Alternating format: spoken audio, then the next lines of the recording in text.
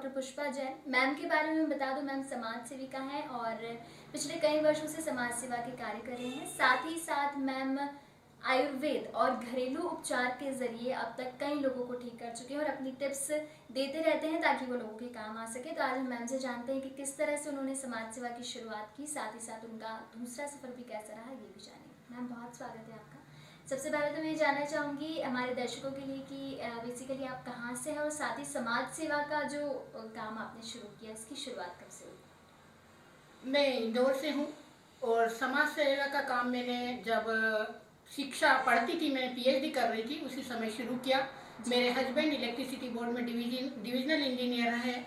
हमारे साथ में ही हमारी एक सहकर्मी थी, उनको जब प्रेगनेंसी हुई तब उनके आसपास कोई नहीं था, उनके रिश्तेदार भी नहीं थे और वो बहुत घबराई हुई थी। मैं एक दिन उनके घर गई तो वो बड़े ज़ोर से रोने लगी कि मुझे एबार्शन करवाना है लेकिन मेरे पास कोई भी नहीं है। और ये बात मैं आज से 45 वर्ष पुरानी बता रही हूँ। उस समय एबार्शन करवाना और टीटी करवाना है ना, हॉस्पिटल में 7 दिन तक एडमिट होना। उनके 3 लड़कियां थी और उनके साथ समस्या ये थी कि परिवार के न ससुराल से किसी को बुला सकती थी न मायके से, क्योंकि वो राजपूत कास्ट की थी और राजपूत कास्ट में उस जमाने में एबार्शन करवाना और वो भी लड़का होने के पहले ही करवाना बहुत कठिन कार्य था। उन्होंने मुझसे कहा कि मुझे एबार्शन तो करवाना है लेकिन मेरे पास कोई भी नहीं है, हॉस्पिटल में मेरे साथ कौन रहेगा, प्लस मेरी 3 लड़कियां हैं और तीनों लड़कियों को ना तो मैं हॉस्पिटल में ले जा सकती हूँ और घर भी किसके भरोसे छोड़ के जाऊंगी। मैंने सुना और मैं घर आकर मैंने अपने हस्बैंड को बताया कि मिसेस सिंह ऐसा बोल रही है, क्या करें। मेरे हस्बैंड बहुत ही सेवाभावी और मिलनसार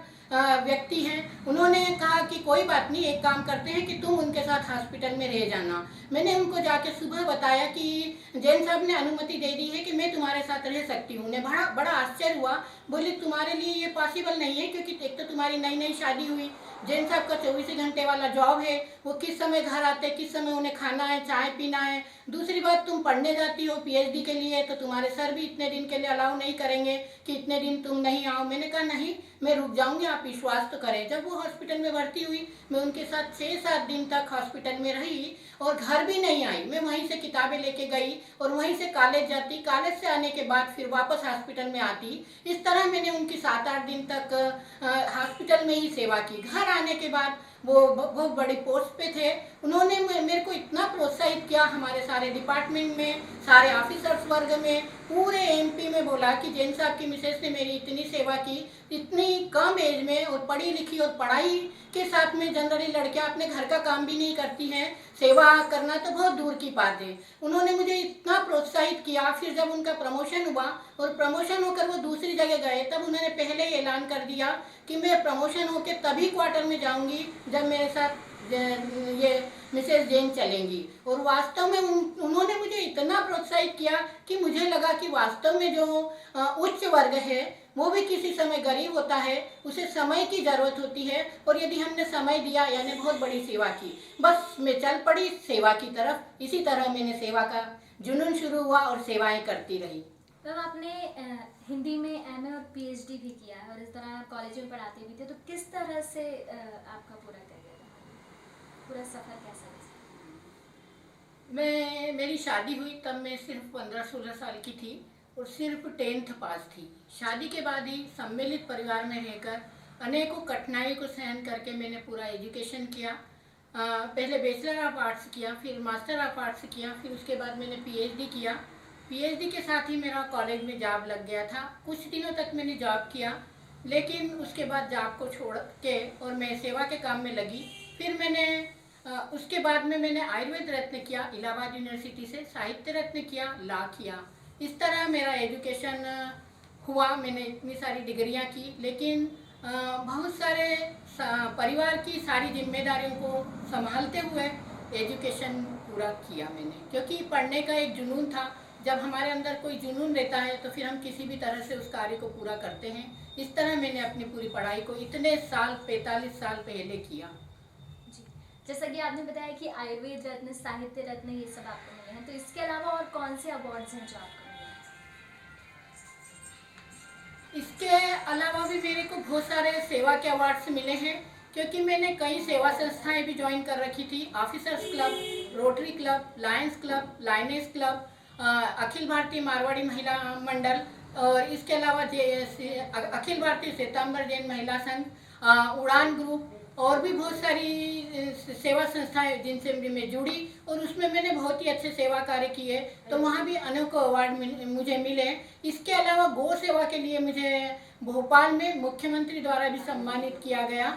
और साहित्य के क्षेत्र में भी मैं, चूँकि मैं एक साहित्यकार हूँ और लेखन भी लिखती हूँ, संस्मरण, कविताएँ, कहानियाँ, तो साहित्य के क्षेत्र में भी मुझे अनेकों सम्मानों से नवाजा गया है और कई पत्र पत्रिकाएं उसमें भी मेरे लेख और सभी छपते रहते हैं। जी, जब आप इतने अच्छे काम करती हैं और उसके लिए आपको अवार्ड मिलता है तो फिर आप कैसा महसूस करते हैं? जब मुझे काम के लिए सम्मान के साथ देश एवं विदेश से जो प्रतिक्रियाएं आती हैं, शुभकामनाएं, मैसेज, प्रेम एवं विश्वास का एहसास कराते हैं, उत्साहवर्धन करती हैं और कुछ अच्छा करने के हौसलों को बुलंद करता है।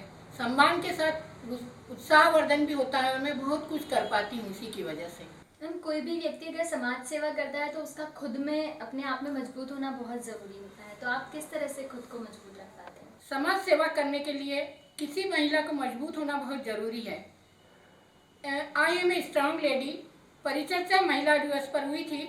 मैंने उसमें प्रूव किया था कि मैं स्ट्रांग कैसे बनी। अपने जीवन में संघर्षों को झेलते हुए मैं मजबूत बनाया, अनेकों कार्य किए। सिर्फ इंदौर में ही नहीं, भारत के अनेक शहरों के साथ ही अंतर्राष्ट्रीय स्तर पर मैंने अनेक कार्य किए और उसके लिए मजबूत होना बहुत ज़्यादा ज़रूरी था। और मुझे मजबूत बनाने के लिए मेरे हस्बैंड ने मुझे बहुत अधिक सपोर्ट किया। उन्हीं की वजह से मैं इतना मजबूत बन पाई और इतने सारे कार्य कर पाई। कोरोना काल में मैंने बहुत अधिक काम किए क्योंकि इस समय दुनिया के किसी भी शहर से हर कोई हॉस्पिटल जाने से कतरा रहा था।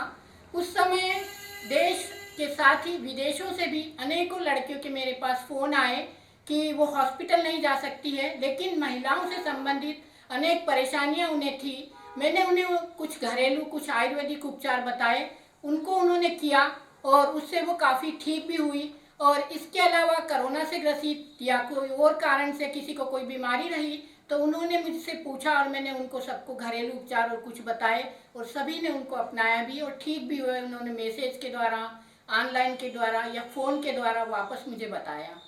जी, अभी आपने आयुर्वेद का जिक्र किया तो उसी से मैं पूछना चाहूँगी कि आयुर्वेद के ज़रिए हम किन किन बीमारियों को ठीक कर सकते हैं, कितना लाभकारी है आयुर्वेद हमारे लिए? आयुर्वेद ही ऐसी चिकित्सा है जो हमें स्वस्थ रहना सिखाती है। आयुर्वेद का कहना है कि हम बीमार ही ना पड़े। आयुर्वेद के साइड इफ़ेक्ट भी नहीं है, यह बीमारी को जड़ से ख़त्म करती है। प्राचीन समय में जब एलोपैथिक नहीं थी तब सभी सिर्फ आयुर्वेद के द्वारा ही सारी बीमारियों का इलाज करते थे। आयुर्वेद में सारी ही बीमारियों का इलाज होता है, चाहे वो किसी भी बड़ी से बड़ी बीमारी क्यों ना हो। थोड़ा सा समय लगता है, लेकिन यदि परहेज़ किया जाए, ठीक से दवाई को लिया जाए तो बीमारी निश्चित ही ठीक होती है। मैम, अगर हम कोरोना की बात करें तो आयुर्वेद के ज़रिए कोरोना से कैसे लड़ा जा सकता है, कहीं कि कैसे बचा जा सकता है? कोरोना की प्रारंभिक अवस्था में भी आयुर्वेद बहुत ही अच्छा रहा है, क्योंकि हमारे देश में ही नहीं, बाहर भी बहुत सारे लोगों ने इसको अपनाया।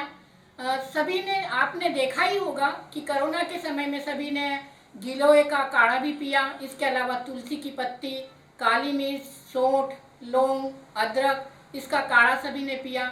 और बहुत सी जगह तो क्या है कि फिटकरी से भी बहुत से लोगों ने इसका इलाज किया। मेरे पास कोरोना के बाद में बहुत सारे पेशेंट की फ़ोन आए कि उन्हें कोरोना के बाद बहुत अधिक कमजोरी लग रही है। मैंने उन्हें बताया कि बादाम, अखरोट और अंजीर तीनों को रात में गला दिया जाए और सुबह उसका शरबत पिएं, इससे कमजोरी दूर होगी। बहुत से लोगों ने इस नुस्खे को अपनाया और वो उन्हें फ़ायदा भी हुआ। इस तरह कोरोना के काल में भी आयुर्वेद ने भी हमारा बहुत सहारा दिया। बहुत से लोगों ने इसको अपनाया भी और ठीक भी हुए। मैम, आप कई वर्षों से समाज सेवा के क्षेत्र में हैं, तो आपके हिसाब से समाज सेवा क्या है? मैं जहाँ तक समझती हूँ, सारे लोग समझते हैं कि हमने किसी गरीब की सेवा की तो वही समाज सेवा हो गई या वही सेवा हो गई। लेकिन मैं अपने 50 साल के अनुभव से ये बताना चाहूँगी कि सिर्फ हम पैसा देकर ही करें तो वही सेवा नहीं होती है। सेवा कई तरह से हम किसी की भी कर सकते हैं और सेवा सिर्फ निम्न वर्ग को हम पैसे या कोई सामान या कोरोना में कुछ भोजन या कुछ दे दिया और सेवा हो गई, ये ज़रूरी नहीं है। क्योंकि अभी कोरोना काल में मध्यम वर्ग के भी मेरे पास अनेकों फ़ोन आए कि वो गरीब से भी ज़्यादा परेशान थे, क्योंकि एक तरफ जॉब नहीं था, दूसरे तरफ बिजनेस नहीं थे, और मध्यम वर्ग जनरली सभी चीज़ें लोन से लेते हैं, तो उनको लोन की किस्तें भरना, और फिर जॉब भी नहीं है तो बहुत ज़्यादा उन्हें परेशानी हो रही थी। इसी तरह उच्च वर्ग के पास पैसा था लेकिन कोई करने वाला नहीं था, तो उन्हें भी कई बार उच्च वर्ग को भी समय की ज़रूरत होती है और सेवा की ज़रूरत होती है। ये मेरा 50 साल का अनुभव है, क्योंकि हम हर 2-3 साल में ट्रांसफ़र होने की वजह से नई नई जगह रहते थे, और मेरा सामना अधिकतर उच्च वर्ग के लोगों से, जो क्लास 1 ऑफिसर हैं, उनसे ज़्यादा मिलना होता था। तो बातचीत में मुझे पता चलता था कि उनके पास सब कुछ है, पैसा है, गाड़ी है, नौकर है, सब कुछ है, लेकिन फिर भी वो परेशान है, क्योंकि एक तो फैमिली से दूर रहना पड़ता है, दूसरी बात जब वो बीमार होते हैं तो परिवार वाले दूर होने से उनके पास आ नहीं सकते हैं, और उनको ऐसा कोई चाहिए होता है कि जो उन्हें समय दे दे, या उन्हें कोई सही मार्गदर्शन देते, या कुछ बता दे, या उनके पास घंटे भर भी बैठ जाए, ताकि कई बार क्या होता है कि बीमार व्यक्ति को यदि समय दिया जाए तो वो वैसे भी 50% ठीक हो जाता है। तो मेरा मानना ये है, या मेरा अनुभव भी मुझे इसलिए बहुत अधिक मिले हैं क्योंकि मैं निम्न वर्ग के साथ भी रही हुई हूँ, मध्यम वर्ग के साथ भी और उच्च वर्ग के साथ भी। तो तीनों तरह के व्यक्ति की क्या क्या समस्याएं रहती है और उनकी हम किस तरह से सेवा कर सकते हैं, ये मुझे अनुभव है। और आजकल की पढ़ी लिखी यंग जनरेशन जो कोरोना काल में मुझसे ऑनलाइन बहुत अधिक जुड़ गई है, उनका सबका कहना यही है कि आंटी हम पढ़े लिखे भी हैं, हमारे पास जॉब भी है, पैसा भी है, लेकिन हमें ये नहीं मालूम है कि सेवा हम किस तरह से कर सकते हैं किसी की।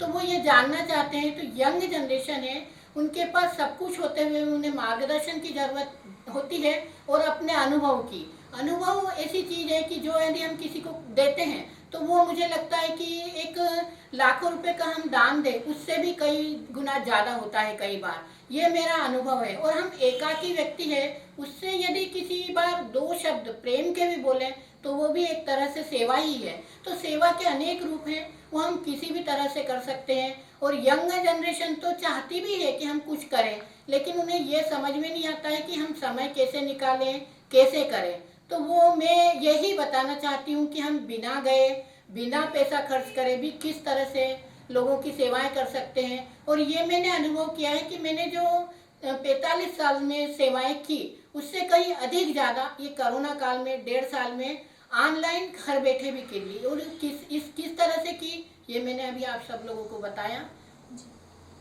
मैम, आप हमारे युवाओं को क्या संदेश देना चाहेंगे? युवा है, पढ़े लिखे के साथ भी जो जॉब कर रहे हैं और घर भी देखते हैं, साथ ही सेवा भी करने चाहते हैं, उन्हें मार्गदर्शन की आवश्यकता होती है। यंग जनरेशन को मैं कहना चाहूँगी कि हर परिस्थिति में रहने की आदत डालें, अपनी आवश्यकताओं को सीमित करें और हर कार्य को स्वयं करें। कोई भी कार्य छोटा और बड़ा नहीं होता है। और कोरोना काल में मुझे लगता है कि इसने हमें ये सिखा दिया है कि हमें हर कार्य, पढ़ाई के साथ में हर कार्य करना भी आना चाहिए, चाहे वो लड़का हो चाहे लड़की हो। लड़कों को भी सारे ही काम घर के भी करना चाहिए और लड़कियों को भी सारे काम सीखना चाहिए, और किसी भी काम को छोटा या बड़ा नहीं समझना चाहिए। और हमें सिर्फ नौकर के ऊपर डिपेंड नहीं रहना चाहिए, जहाँ तक हो सके अपने को भी सारे कार्य करना चाहिए। यही मैं यंग जनरेशन को कहना चाहूँगी। पुष्पा मैम ने हमें कई सारी बातें बताई। उन्होंने हमें समाज सेवा का असली अर्थ क्या है वो भी समझाया, और किस तरह से यंग जनरेशन आगे चलकर समाज सेवा कर सकती है या अपनी लाइफस्टाइल कैसे जी सकती है, उसके बारे में भी मैम ने हमें बताया। बहुत बहुत धन्यवाद। होली के दिन मेरे पास फोन आया दोपहर के समय एरोडम थाने की हेड का कि एक दादी और पोती दोनों को उसकी बहू बहुत ज्यादा मार रही है। आप किसी आश्रम का नंबर जानती हैं? मैं कई आश्रमों में जाती हूँ, इसीलिए मुझे मालूम था। वहाँ जाकर मैं उनकी दवाइयाँ और बहुत सारी सेवाएं करती हूँ। मैंने उन्हें तुरंत वहाँ का नंबर दिया।